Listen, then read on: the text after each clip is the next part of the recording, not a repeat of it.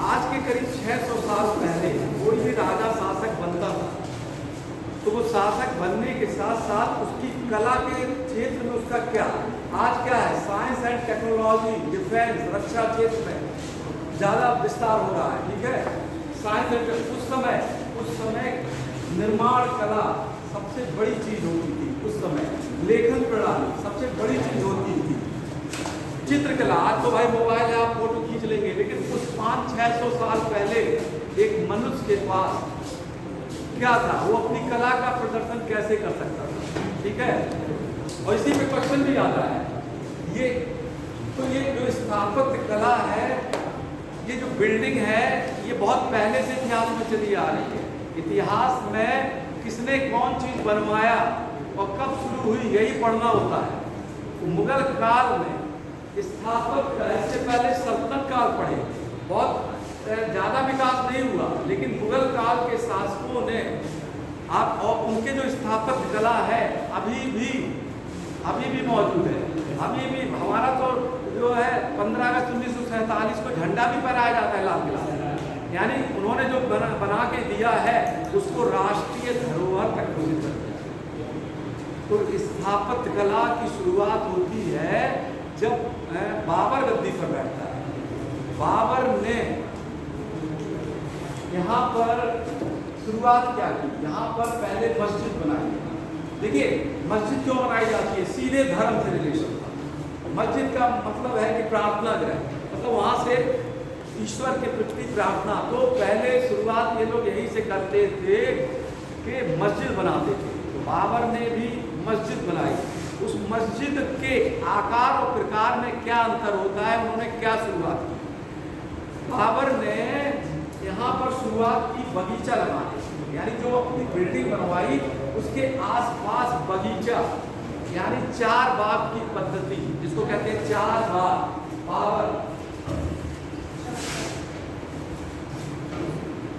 बाबर ने 4 बाग पद्धति की शुरुआत की।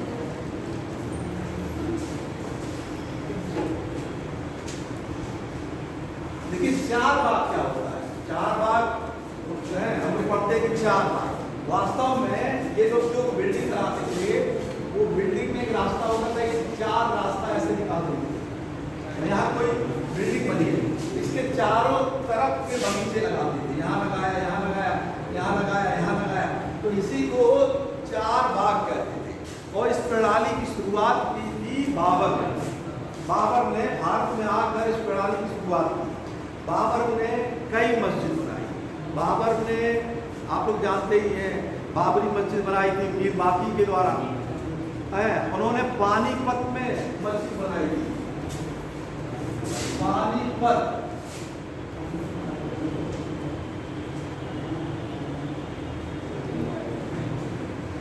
साबली मस्जिद बनाई।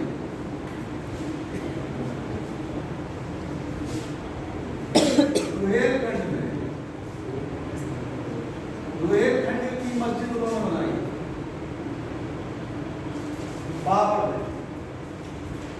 बाबर को जब मृत्यु हो गई थी तो उन्होंने आगरा में 4 बाग बनवाया था, वहीं पे पहले उनको दफना दिया गया था बाबर को। बाद में उनको काबुल ले जाया गया। तो 4 बाग का निर्माण भी बाबर ने करा था। 4 बाग,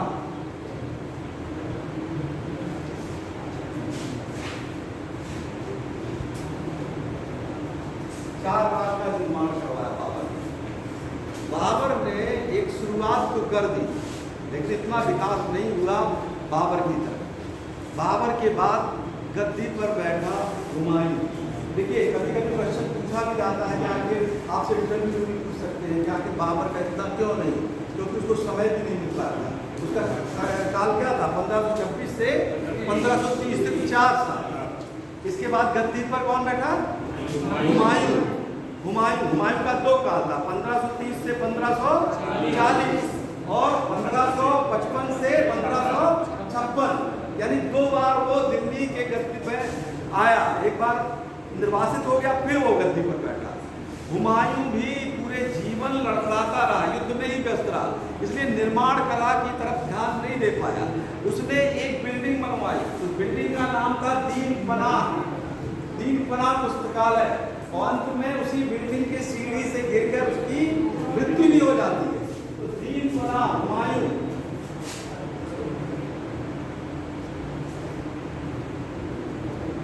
तीन पना नामक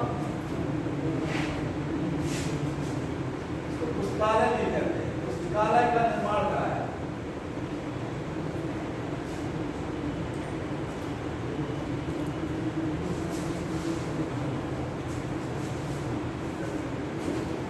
हुमायूं जब मर जाता है तो उसकी पत्नी हाजी बेगम, लेकिन वो हुमायूं के काल में नहीं, वो तो अकबर के काल में बनता है। ठीक है, अकबर के काल में एक मकबरा बनाया जाता है उसकी पत्नी हाजी बेगम के द्वारा। तो लेकिन हुमायूं के बाद गद्दी पर बैठता है शेरशाह सूरी। शेरशाह सूरी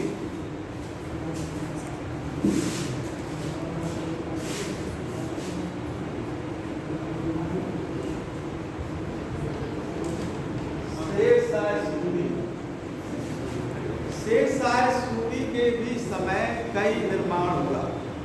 पुरानी दिल्ली में शेरशाह सूरी ने एक मस्जिद बनाया था जिसका नाम था किला ए कोहना। पुरानी दिल्ली में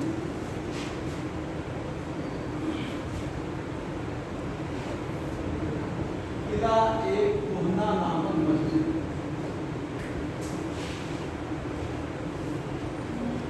ये बनवाया पुरानी दिल्ली में। इसी प्रकार शेरशाह सूरी ने एक भवन बनवाया था, उस भवन का नाम था शेर मंडल। शेरशाह सूरी ने शेर मंडल नामक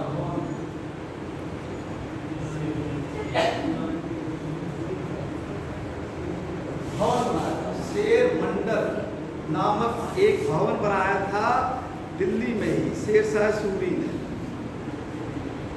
शेरशाह सूरी ने ही, हमने बताया था कि उत्तर पश्चिमी सीमा को ध्यान में रखकर उसने एक किला बनाया था, उस किले को नाम था रोहतासगढ़। उत्तर पश्चिम में रोहतासगढ़ किला बनाया। उत्तर पश्चिम में शेरशाह सूरी ने रोहतासगढ़ का किला बनवाया था।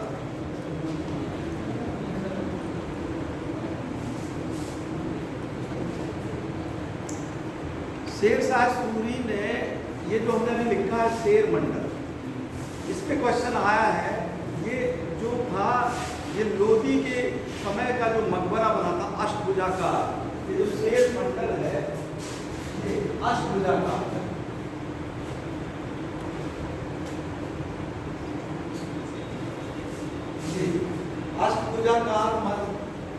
अष्टभुजाकार शेर मंडल, ये इससे पहले लोधी काल में शासक ने बनवाया था, उसके पहले भी तुगलक वंश में ये मकबरे की शुरुआत हो गई थी।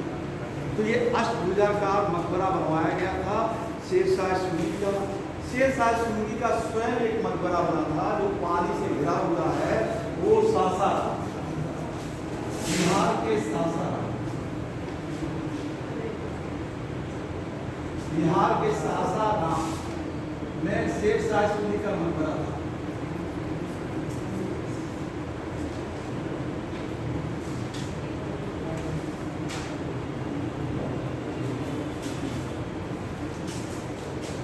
ये बिल्कुल पानी के बीच में है, तालाब के बीच में ये मकबरा बना हुआ है। अब गद्दी पर बैठता है अकबर। अकबर के काल में स्थापत्य कला का बहुत विकास हुआ जब अकबर गद्दी पर बैठा। अकबर के समय में अकबर के पिता का नाम हुमायूं था, इसलिए हुमायूं का मकबरा बना। हुमायूं का मकबरा और आगरा का ताजमहल, ये दोनों में समानता है। दो अंतर भी है और समानता भी है। निर्माण में तो समानता है। क्या अब हम पूछ रहे हैं अंतर क्या है? बेसिक अंतर क्या है हुमायूं के मकबरे और आगरे के ताजमहल में? आप बताइए, आप ही बताइए। आगरे के ताजमहल में मीनार है, जबकि इसके उसमें मीनार नहीं। ये बेसिक डिफरेंस, हाँ ये तो अंतर है। और बेसिक अंतर और कोई बता बहुत बेसिक अंतर है। और सोचिए कि क्या अंतर है आगरा के ताजमहल में और हुमायूं के मकबरे में।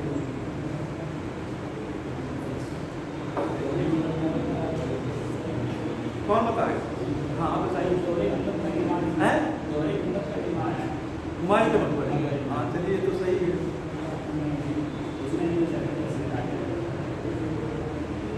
चलिए ये तो आप लोग निर्माण से बता रहे हैं। इसका सबसे बेसिक अंतर, आगरा का ताजमहल किसने बनवाया था? और हुमायूं का मकबरा किसने बनवाया? हमीदा बानो बेगम। तो एक पत्नी के द्वारा पति के लिए बनवाया गया मकबरा, और वो एक पति के द्वारा पत्नी का मकबरा बनवाया गया। सबसे बेसिक अंतर तो यही है, इसको नहीं पकड़ पाया। तो ये हमीदा बानो बेगम ने बनवाया था अपने पति के लिए, ठीक है, किसके लिए? हुमायूं के लिए। और इसका मुख्य कारीगर था मिर्जा गयास बेग। देखिए इंटरव्यू में ऐसे ही पूछा जाएगा, ऐसी बात नहीं है। तो हमारा ये क्वेश्चन इसलिए आपको पूछना जरूरी था कि आप लोग अपना कॉमन सेंस एकदम सटीक रखिए। सुनने का मतलब ये है कि आप मतलब कहानी की तरह सुनिए और समझिए, क्वेश्चन कहीं से भी बन सकता है, ठीक है। तो हुमायूं का जो मकबरा था उसकी पत्नी ने बनवाया था अकबर के काल में, हाजी बेगम। और इसके मिर्जा गयास बेग को बुलवाया गया था।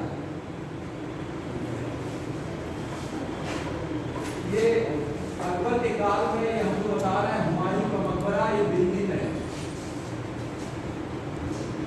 हुमायूं के मकबरे की नकल करके ताजमहल बनाया गया था। ताजमहल यानी ये ताजमहल का पूर्वगामी है, हुमायूं का मकबरा। और हुमायूं के मकबरे में पहली बार दोहरे गुंबद का प्रयोग किया गया।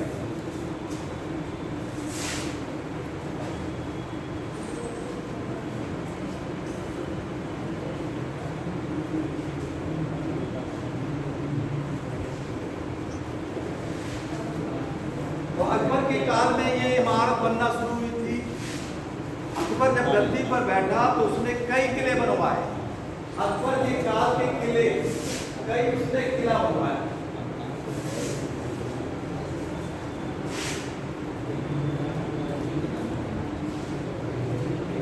आगरा का किला,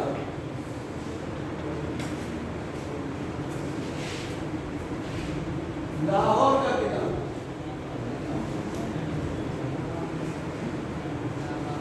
इलाहाबाद का किला,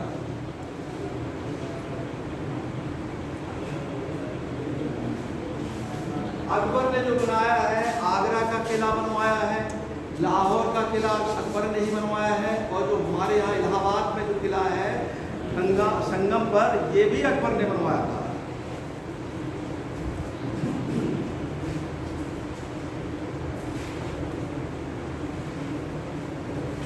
इसके साथ साथ उसने अजमेर का भी किला बनवाया और अटक का भी किला बनवाया। अजमेर में भी किला बनवाया उसने और अटक का किला बनवाया। अटक यानी पंजाब में, ये भी अकबर के द्वारा बनवाया गया।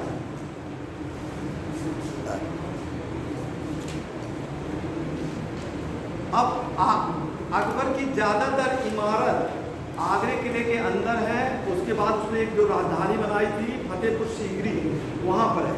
तो आगरा के किला में उसने कई इमारत बनवाई। आगरा का किला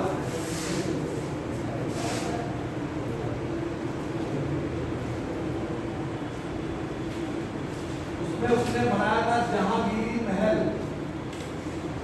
अपने लड़के के निवास के लिए। आगरे के किले के अंदर है ये जहांगीरी महल उसने बनवाया था।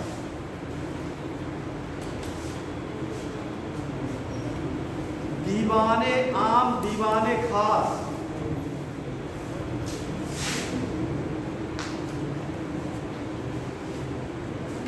दीवान एक खास,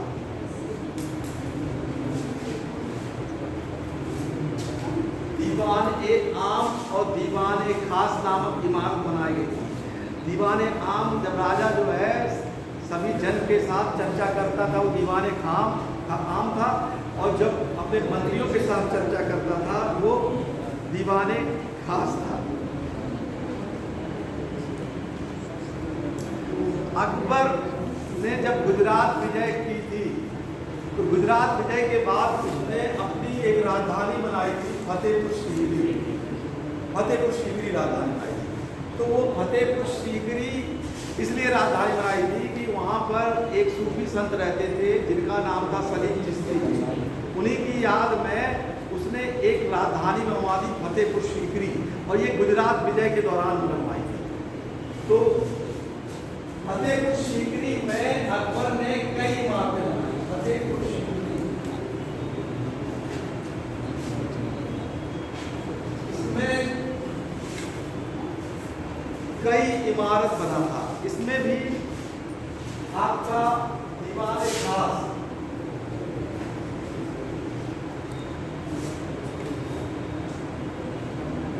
बीरबल का महल, जोधाबाई का महल,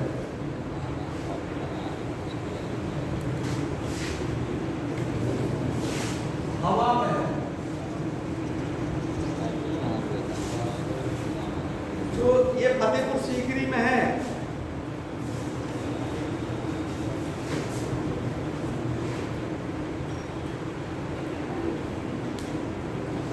पंचमहल,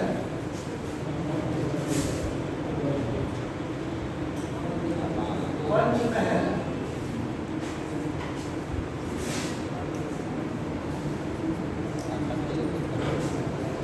मरियम कोठी,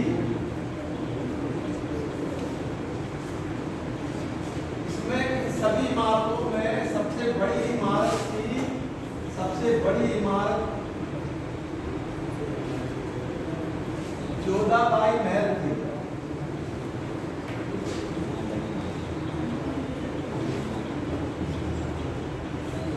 जोधाबाई महल था सबसे बड़ा। तो सबसे बड़ी इमारत थी फतेहपुर सीकरी की, वो थी जोधाबाई महल।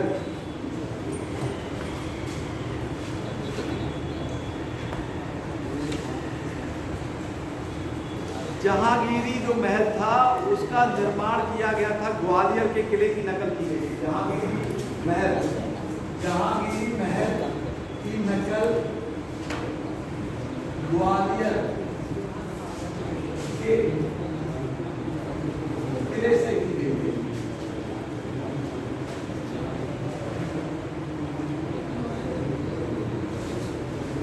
ग्वालियर के किले, ग्वालियर का जो किला है उसकी नकल करके जहांगीरी महल बनाया गया।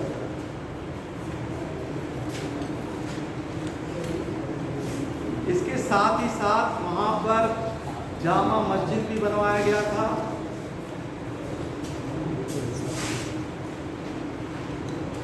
जामा मस्जिद, इसी जामा मस्जिद पे, जामा मस्जिद के दक्षिण में एक दरवाजा बनवाया गया था, उसको कहते हैं बुलंद दरवाजा। और ये देखिए कभी कभी एक कंफ्यूजन होता है, इसको गुजरात दक्षिण दोनों की विजय कब माना जाता है। तो ये जो बुलंद दरवाजा था, बुलंद दरवाजा, बुलंद दरवाजा ये गुजरात की विजय के उपलक्ष्य में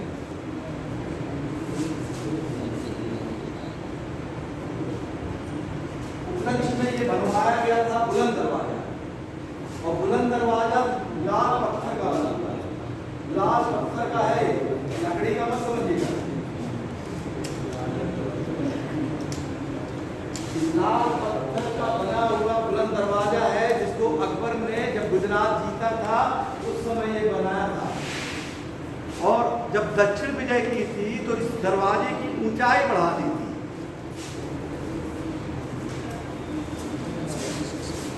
दक्षिण विजय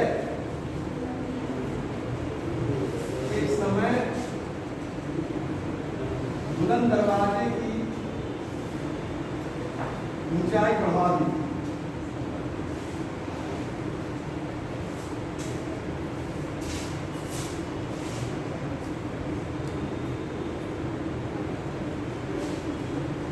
शेख सलीम चिश्ती का मकबरा भी यहीं पे बना हुआ है फतेहपुर सीकरी पर। शेख सलीम चिश्ती का मकबरा फतेहपुर सीकरी में, फतेहपुर सीकरी। शेख सलीम चिश्ती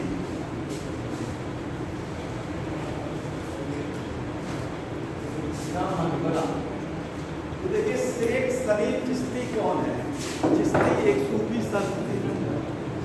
चिश्ती का इतिहास क्या है? चिश्ती में मोइनुद्दीन चिश्ती मोहम्मद गौरी के समय भारत में आए थे और अजमेर में बसे। ये लोग धर्म के प्रभाव में नहीं थे, ये लोग एकता के प्रभाव थे। सभी धर्मों को एक करके ये लोग क्या करते थे? अपना प्रवचन देते थे। और लोग इसीलिए इनके मज़ार पे आज भी हिंदू, मुस्लिम या अन्य धर्म के लोग जाते हैं। तो शेख सलीम चिश्ती भी आगरा से 32 मील की दूरी पर ये निवास करते थे। जब अकबर के कोई पुत्र नहीं हो रहा था तो अकबर भी इनके दरगाह में जाता था। बाद में इनका मकबरा वहीं कहाँ बनवा दिया गया? फतेहपुर सीकरी में ही, शेख सलीम चिश्ती का। तो ये चिश्ती पंथ के अनुयायी थे, इसलिए अकबर भी चिश्ती पंथ का था। इनके लड़के का नाम था इस्लाम, इसलिए यहाँ पर इस्लाम खां का मकबरा भी बना है। इस्लाम खां का मकबरा, ये शेख सलीम चिश्ती के लड़के थे। शेख सलीम चिश्ती के ये लड़के थे।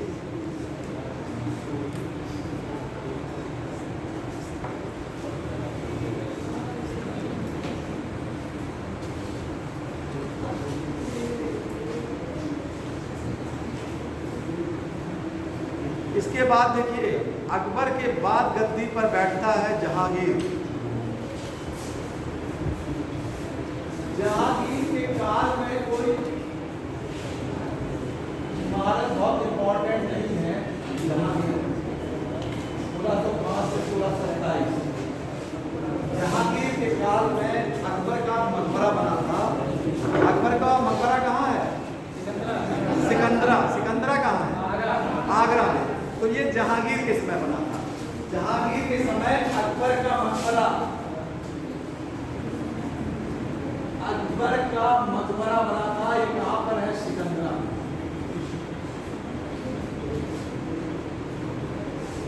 इसी मकबरे पर एक जाट शासक था जिसने हमला कर दिया था। कौन था? राजा राम। राजा राम हमें पढ़ा है 2 दिन पहले। तो जहांगीर के काल में इतना विकास नहीं हुआ। स्थापत्य कला का, स्वर्ण का, हमेशा देखिए क्वेश्चन आता है कि स्थापत्य कला का विकास सर्वाधिक किसके काल में हुआ और स्वर्ण काल किसके काल में? तो ये थे शाहजहां। शाहजहां जब गद्दी पर बैठे तब उन्होंने स्थापत्य कला में सर्वाधिक विकास हुआ उनके काल में। उनके काल में सबसे बड़ी खास बात थी कि पत्थर के साथ साथ संगमरमर का प्रयोग हुआ। और ये संगमरमर क्वेश्चन आ चुका है, कहाँ से आता था? राजस्थान के मकराना से। मकराना नामक एक स्थान है, वहाँ से ये संगमरमर क्या कहते हैं, ये बनाया जाता था। जैसे अशोक जब गद्दी पर बैठा था तो उसने जो अपने स्तंभ बनाए थे वो कहाँ से बनाए थे?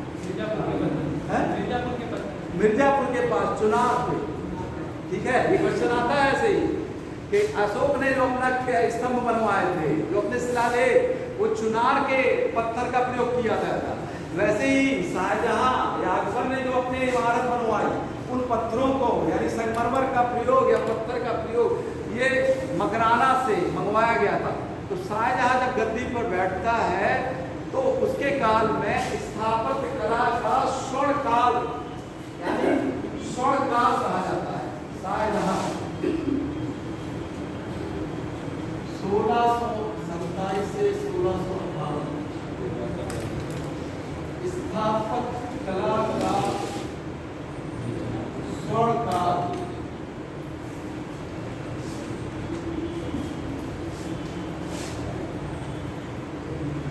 शाहजहां के काल को स्थापत्य कला का स्वर्णकाल भी कहा जाता है। शाहजहां के काल में 2 जगह इमारत बनी ज्यादातर, एक आगरा में और एक दिल्ली में। तो आगरा में उसने कई क्या कहते हैं कई इमारत का उसने निर्माण करवाया। आगरा में जब उसकी पत्नी की मृत्यु हो गई थी मुमताज। तो 1621 ईस्वी में ताजमहल का निर्माण हुआ।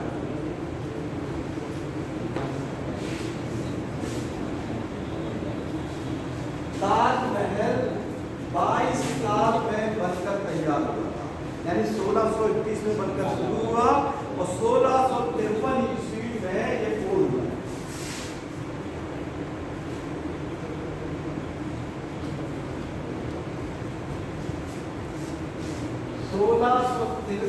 ईस्वी में ताजमहल पूरा 22 वर्षों। ऐसा माना जाता है कि उस समय 3 करोड़ रुपया लगभग खर्चा है। 3 करोड़ रुपये खर्च आया था। इसके किसने बनाया था, यानी इसका आर्किटेक्ट कौन था, वास्तुकार कौन था, इसके बारे में अलग अलग लोगों की राय है, लेकिन ज्यादातर इतिहासकार उस्ताद अहमद लाहौरी, इसका वास्तुकार यानी आर्किटेक्ट, वास्तुकार जो था उस्ताद अहमद लाहौरी। इसके प्रमुख वास्तुकार उस्ताद अहमद लाहौरी थे। ऐसा भी बनाया जाता है कि इसका जिसने नक्शा बनाया था उसका नाम था ईसा खान। नक्शा बनाने वाले, देखिए इतिहास में पता चलता है, नक्शे का निर्माण कराया था ईसा खान ने। नक्शे का निर्माण कराया था ईसा खान। कभी कभी एक विदेशी वास्तुकार का भी नाम आता है, इटली के गैलिलियो का नाम आता है। इटली के गैलिलियो, इटली के गैलिलियो को भी वास्तुकार के रूप में बताया जाता है, बताया जाता है।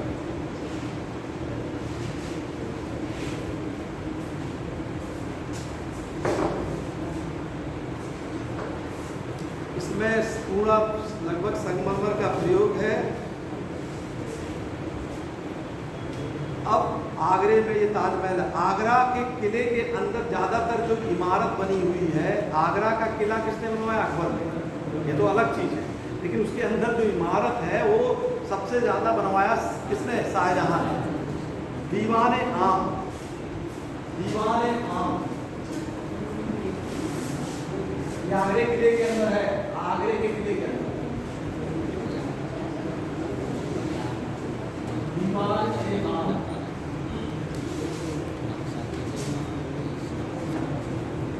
दीवान-ए-आम ये आगरे के किले के अंदर है और यहीं पे शाहजहां का सिंहासन रखा जाता था।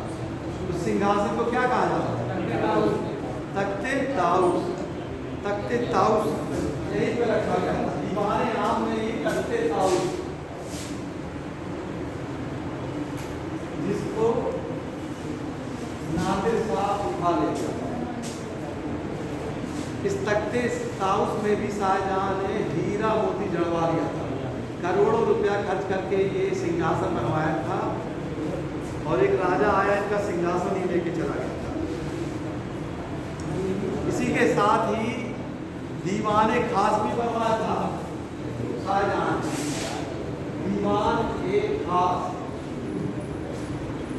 ये आगरे के किले की सबसे अलंकृत, यानी सबसे ज्यादा सजावट उसकी है, अलंकृत है, सर्वाधिक अलंकृत है। दीवान-ए-खास सबसे ज्यादा अलंकृत की गई थी, दीवान-ए-खास।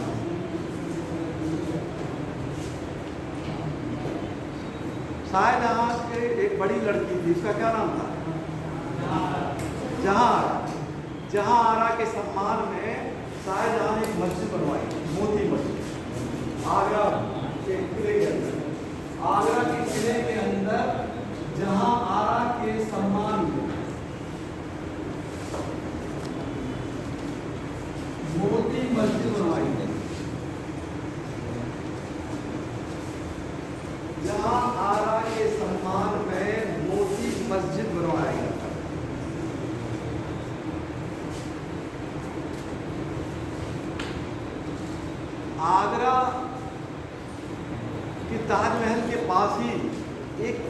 मंजिला बिल्डिंग बनाई थी मुसम्मनपुर।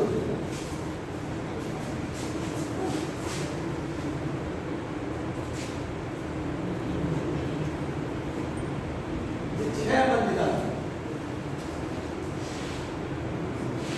ये आगरे के ताजमहल के पास थी। और जब औरंगजेब ने शाहजहां को जब पकड़ लिया था 1658 ईस्वी में, उसके बाद यहीं पे कैद कर दिया था। इसी बिल्डिंग में शाहजहां कैद किया थे और आगरे के ताजमहल देखते देखते ही उनका अंत हो गया था। तो 8 वर्ष तक 1658 में उनको कैद किया था। उनकी मृत्यु कब हुई थी? 66 में। यहीं पे शायद औरंगजेब ने इसी बिल्डिंग में बंद कर लिया था, इसलिए इम्पोर्टेंट है। इसी बिल्डिंग में शाहजहां को रखा गया था औरंगजेब ने 8 वर्ष तक। ये 6 मंजिला भवन है, 6 मंजिला भवन है, शाहजहां को कैद करके रखा गया था।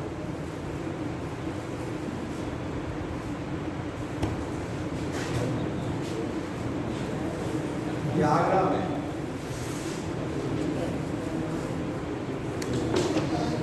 1638 ईस्वी में शाहजहां ने दिल्ली में एक नवीन नगर बनाया। 1638 ईस्वी में उसका नाम रखा शाहजहानाबाद, दिल्ली में।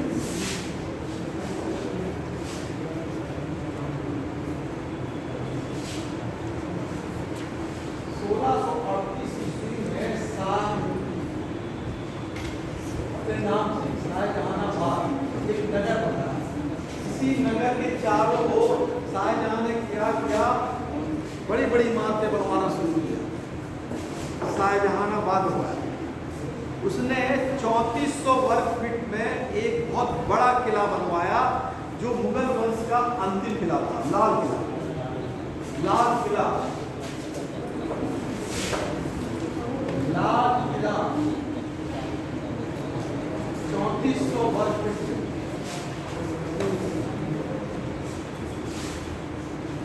इसका वास्तुकार था हमीद अहमद।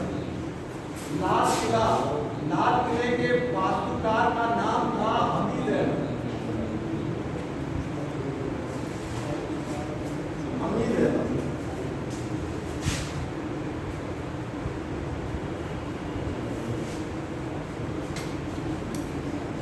लाल किला को पहले जब शाहजहां और औरंगजेब के समय इसको कहते थे किला-ए-मुबारक। इसका नाम था किला-ए-मुबारक। औरंगजेब और शाहजहां के समय लाल किले को किला-ए-मुबारक भी कहते हैं। ये लगभग 9 साल में बढ़ के तैयार हुआ था। 1638 ईस्वी में बनना शुरू हुआ और 1645 में ये बनकर तैयार हो गया था, यानी 9 साल में।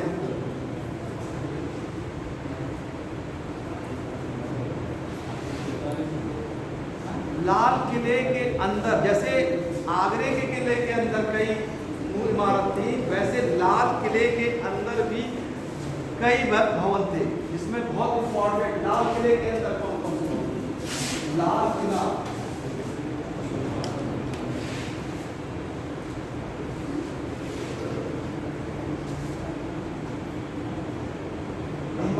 खास। लाल किला के अंदर थी ये दीवाने खास, रंग महल,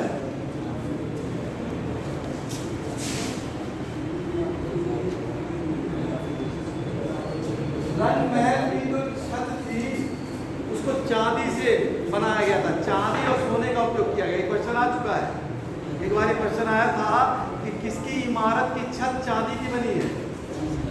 ये याद रखिएगा, रंग महल की जो, जैसे ये बरामदा है, इसकी छत है, छत का मतलब ऊपरी हिस्सा, इससे नहीं निचली, इसका जो ढका हुआ हिस्सा, इस हिस्से को शाहजहां ने चांदी से बनवाया था। चांदी का उपयोग किया था रंग महल।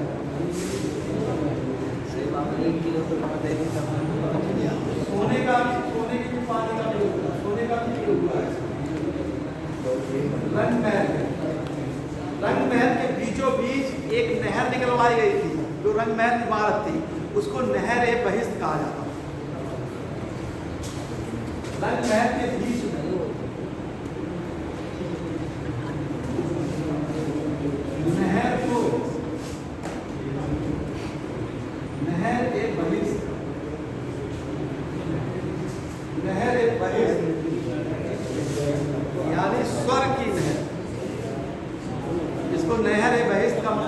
स्वर्ग की नहर।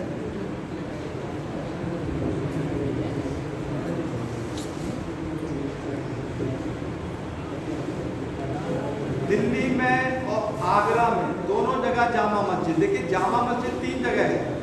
अगर आपका फतेहपुर सीकरी में पूछता है तो अकबर ने बनवाया। आगरे की जामा मस्जिद किसने बनवाया? जहां इसको देखिए बड़े ध्यान से, इसको कंफ्यूजन मत करिएगा, बड़े ध्यान से। आगरा में 2 जामा मस्जिद है, फतेहपुर सीकरी में अकबर ने बनवा दिया, लेकिन आगरा की जामा मस्जिद बनवाया जहां। आगरा की जामा मस्जिद इसको बनाया जहां। और दिल्ली की जामा मस्जिद इसको बनवाया शाहजहां। दिल्ली में जो जामा मस्जिद है उसको बनवाया शाहजहां।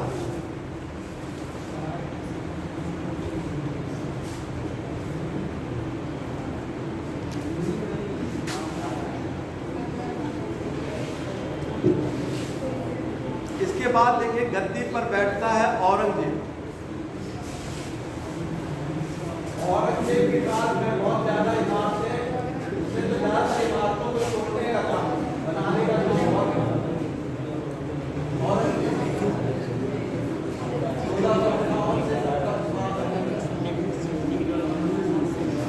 इसके कारण देखिए एक मस्जिद बनी थी। देखिए बात कम करिए आप लोग, आप उधर से बहुत आवाज आ रही है। एक लोग शांत हुए तो दूसरे लोग आवाज, आपकी आवाज बहुत आ रही है, वो सुनिए ध्यान से। अभी आप क्वेश्चन पूछते हैं 5 मिनट बाद, देखिए किसको कितना याद है, ध्यान से सुनिए।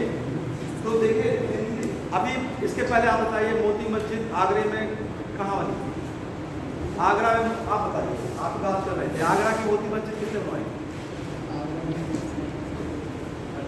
अभी 2 मिनट पहले बताइए। अभी हम दिल्ली की बता रहे हैं।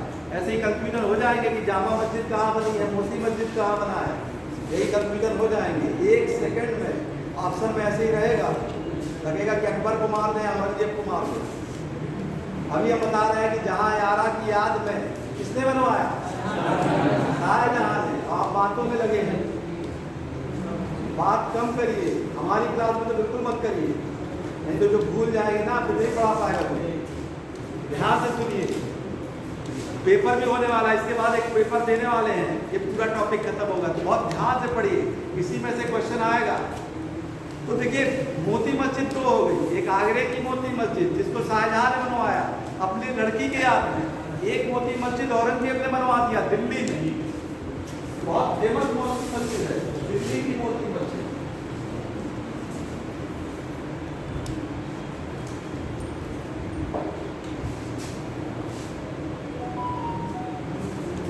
मोती मस्जिद बनवाया किसने? औरंगजेब ने। ठीक है, ये पत्नी का पति के प्रति और पति का पत्नी के प्रति एक क्रम जारी था। औरंगजेब ने भी एक मकबरा बनवाया अपनी पत्नी के प्रति, और वो बनवाया औरंगाबाद में। उसकी पत्नी का नाम था रबिया उद्दरानी। ये भी ताजमहल की नकल की गई, औरंगाबाद में औरंगजेब ने बनवाया रबिया उद्दरानी का मकबरा।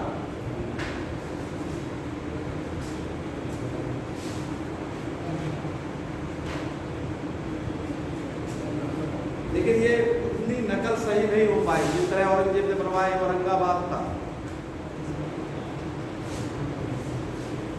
औरंगजेब ने लाहौर में एक मस्जिद, ये बहुत कई बार पूछा है, लाहौर की बादशाही मस्जिद बनवाई 1674 ईस्वी में लाहौर की बादशाही मस्जिद।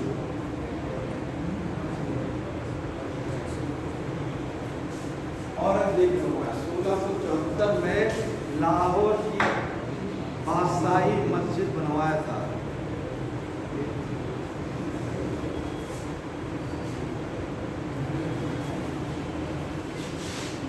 तो ये देखिए, ये कला इन लोगों का है, निर्माण कला का ये टॉपिक है।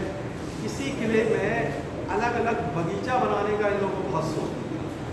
बाबर ने शुरुआत की, हमने बताया उद्यान, 4 बाग बाबर ने शुरुआत की, लेकिन उस 4 बाग को कहा क्या जाता था, जो बाबर ने बनवाया था 4 बाग, उसको कहा जाता हस्त-ए-बहिश्त। अब हम आपको उद्यान के बारे में, थोड़ा बगीचों के बारे में बताते हैं।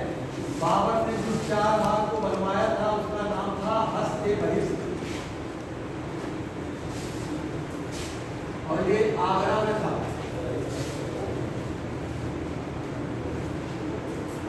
आगरा में था, इसको बनवाया था।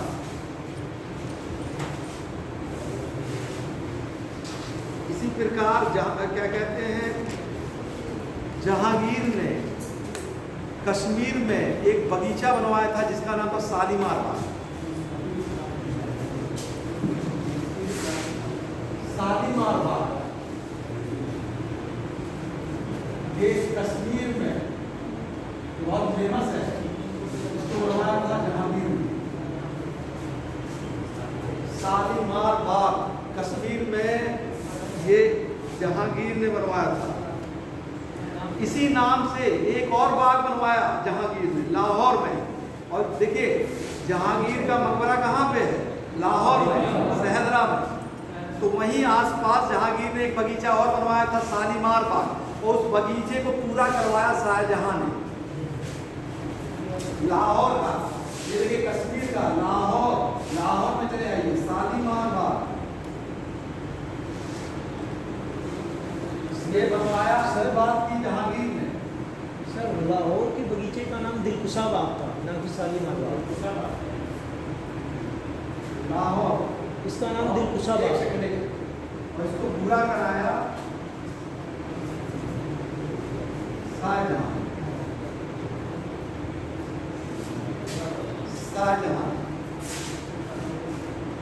दिलकुशा बाग भी अलग है, वो लाहौर में भी है, वो भी है, और शालीमार बाग भी है, दोनों है।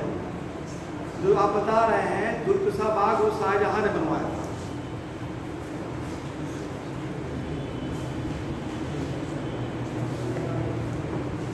दिलकुशा बाग शाहजहां ने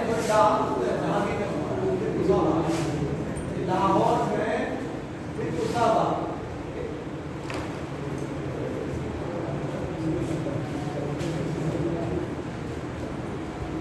ये जहांगीर ने बनवाया।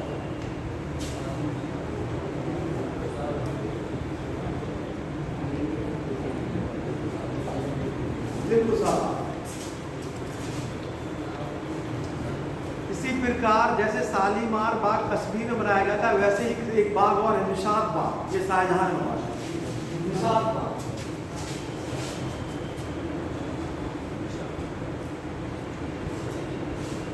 शाहजहां ने बनवाया।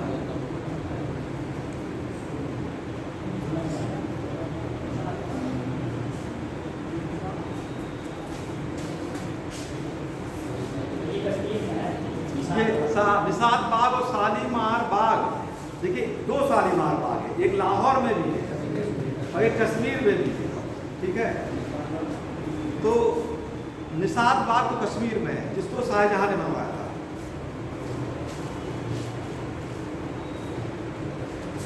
जहांगीर के ही नाम से एक महल उसके मित्र वीर सिंह बुंदेला ने ओरछा में बनवाया था, बहुत फेमस। वीर सिंह बुंदेला ने जहांगीर महल बनवाया था, वीर सिंह बुंदेला ओरछा में। ओरछा में वीर सिंह बुंदेला ने जहांगीर महल बनवाया था।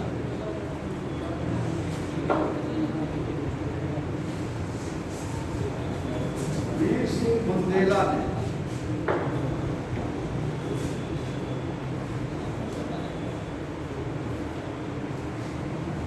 ये तो देखिए आपका स्थापत्य कला और बाग बगीचा, ये मुगल काल ही था। अब मुगल काल में निर्माण के साथ साथ चित्रकला उस समय का बहुत शौक था, बहुत ज़्यादा, क्योंकि फोटोग्राफर तो उस समय थे नहीं, तो छवि चित्र का बहुत ज़्यादा शौक था। छवि, लेकिन उस समय भी छवि बनवाना इतना आसान नहीं था। बाद में अकबर के समय से इसका विकास हुआ और जहांगीर के काल में सर्वाधिक विकास हुआ। जैसे चित्रकला का स्वर्णकाल कहा जाता है जहांगीर के काल में, स्थापत्य कला का स्वर्णकाल किसे कहा जाता है? शाहजहां। तो चित्रकला की भी शुरुआत बाबर के ही समय होती है। बाबर भी चित्र, क्योंकि उसका शासनकाल बहुत कम था, लेकिन बाबर ने एक चित्रकार को बुलाया था ईरान से। एक चित्रकार को उसने बुलवाया जिसका नाम था, एक क्वेश्चन पूछा गया, बेजाद। हम चित्रकला पढ़ने जा रहे हैं, चित्रकला।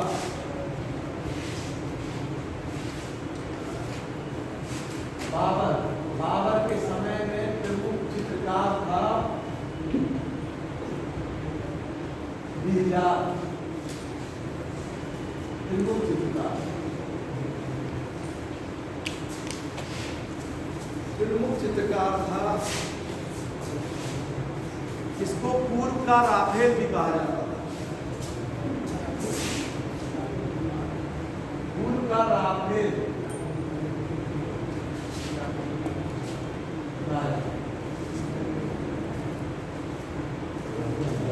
राफेल एक यूरोपीय चित्रकार थे, ठीक है। इसको पूर्व का राफेल भी कहा जाता है। बाबर के बाद देखिए ईरान में चित्रकला बहुत फेमस थी। तो हुमायूं जब शेरशाह सूरी से हारता है तो वो जब भागता है ईरान में जब वहाँ के राजा शाह तायमस थे उनके दरबार में वो जाता है, तो वहाँ से उसको दो चित्रकार मिलते हैं, एक अब्दुल समद, एक मीर सैयद अली। वो उनको लेके बाद में चला आता है काबुल, और काबुल में ही वो चित्रकारी वहीं से अकबर भी सीखता है, मतलब अकबर उसी में रुचि भी आती है। तो हुमायूं ने ही मुगल काल में वास्तविक में चित्रकला की नींव रखी।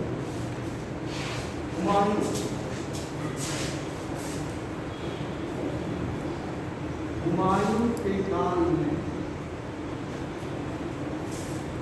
मुगल काल में चित्रकला की नींव।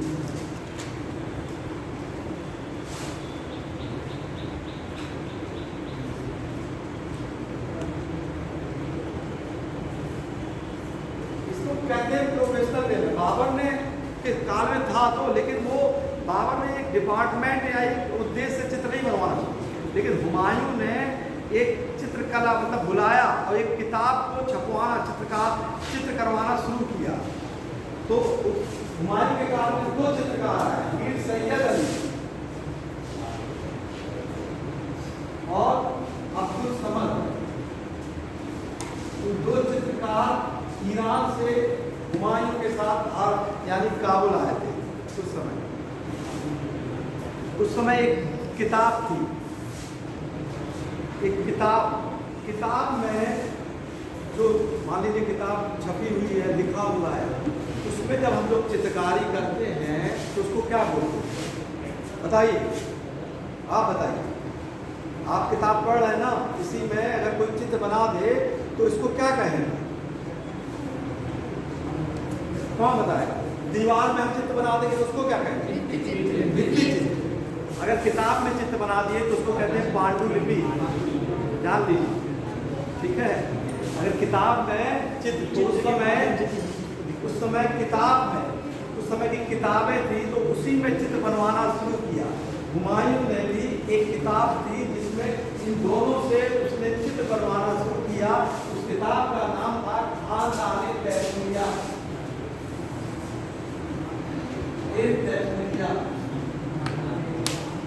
इसी किताब पर हुमायूं ने मीर सैयद अली और अब्दुल समद से चित्र बनवाना शुरू किया।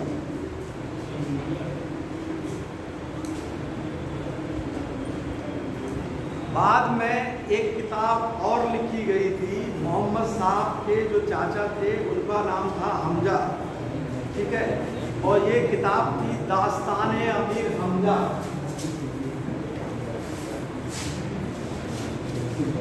हुमायूं काल में एक किताब में दास्तान ए हमजा एक किताब थी। इस किताब में चित्रकारी शुरू हुई हुमायूं काल, दास्तान ए हमजा।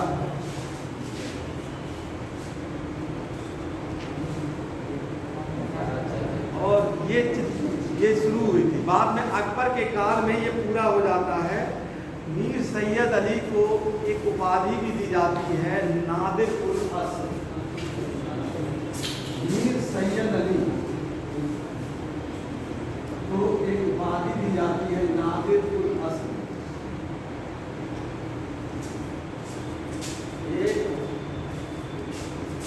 नादिर उल अस्र की उपाधि दी जाती है और अब्दुल समद को उपाधि दी जाती है सीरी कलम। अब्दुल समद को सीरी कलम की उपाधि दी जाती है। ये दोनों चित्रकार थे, इनको उपाधि दी जाती है।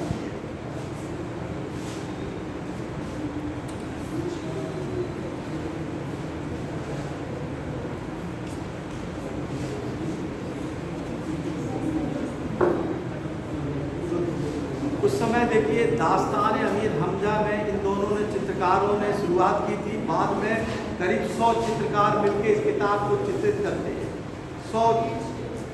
और इसी में अब्दुल समद ने एक चावल के दाने से चौगान का जो खेल होता है उस खेल को उसने चित्रित किया था उस समय, और दरबार में भीड़ लग गई थी आगरा में। यानी अब्दुल समद ने जब इस चित्रकारी को शुरू किया था एक चावल के दाने में।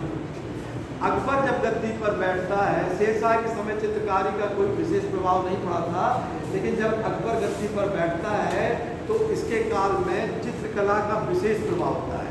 और चित्रकला की एक नई प्रणाली छवि चित्र। छवि चित्र का मतलब होता है देख कर चित्रकारी करना। अभी तो किताब के पन्नों पर चित्रकारी की जा रही है, लेकिन अब एक व्यक्ति को देख कर उसका चित्रांकन करना, ये शुरुआत होती है अकबर के समय।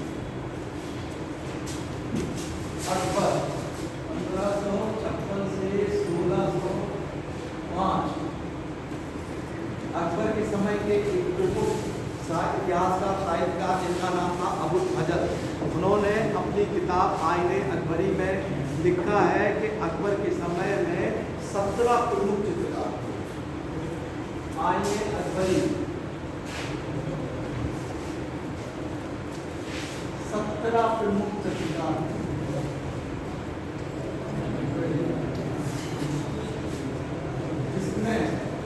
आईने अकबरी के अनुसार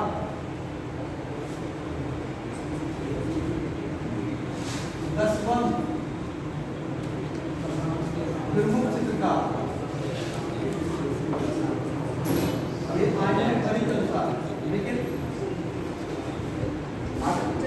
लेकिन अकबर का के काल में सर्वश्रेष्ठ चित्रकार असाम था।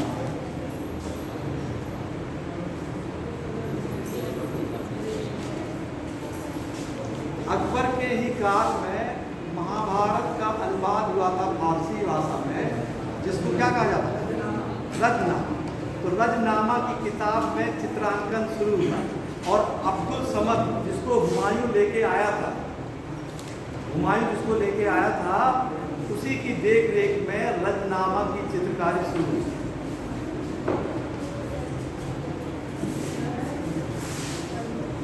अकबर के समय में रजनामा क्या है, महाभारत का अनुवाद है। अब्दुल समद के नेतृत्व में रजनामा की चित्रकारी शुरू हुई।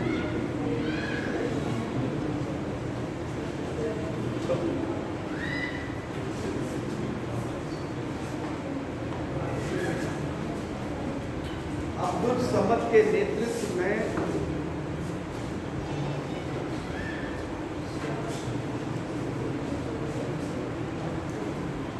अकबर के समय में, मुगल काल में हमने छवि यानी रूप चित्र तो था ही, भित्ति चित्र की भी शुरुआत अकबर के काल में हुई।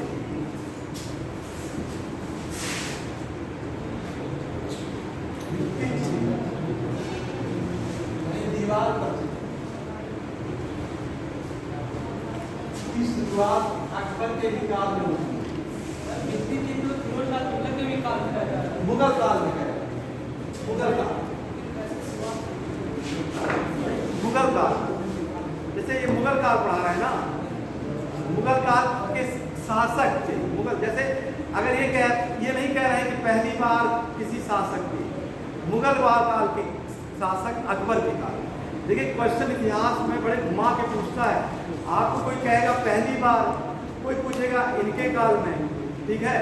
तो इस तरीके से ये कह रहे हैं, हम मुगल काल में कह रहे हैं। मुगल काल में, बाबर में नहीं, हुमायूं के काल में नहीं, लेकिन अकबर के काल में भित्ति चित्र शुरुआत हुआ। भित्ति चित्र दीवार की शुरुआत हुई मुगल काल में, अकबर के समय। मुगल काल में अकबर के समय।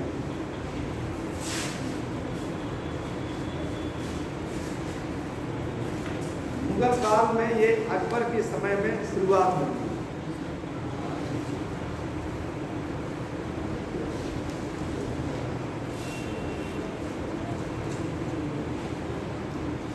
अकबर काल के प्रमुख चित्रकार के नाम आप लिख लीजिए, कई बार क्वेश्चन आ चुका है, इसको लिखा दे रहे हैं। अकबर के काल में हमने बताया जैसे कि 17 चित्रकार थे, तो उनका नाम आप लोग जरूर लिख लीजिए, इसमें से आसानी से प्रमुख चित्रकार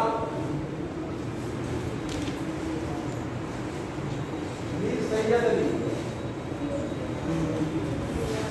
मीर सैयद अली,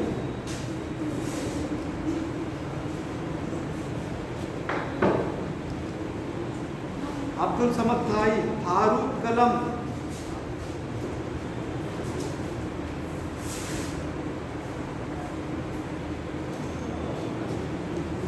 दसवन, इसने आप हत्या कर दी।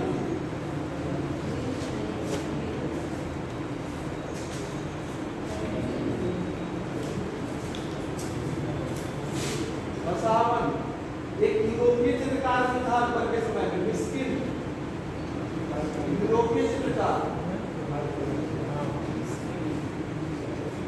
मिस्किन, ये यूरोपीय चित्रकार भी अकबर के समय में था।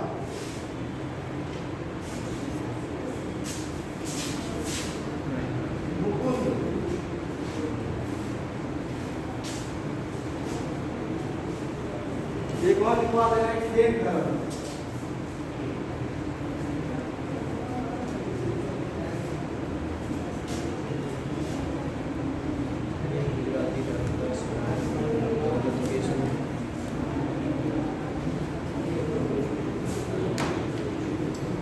अब अकबर के बाद बैठता है जहांगीर।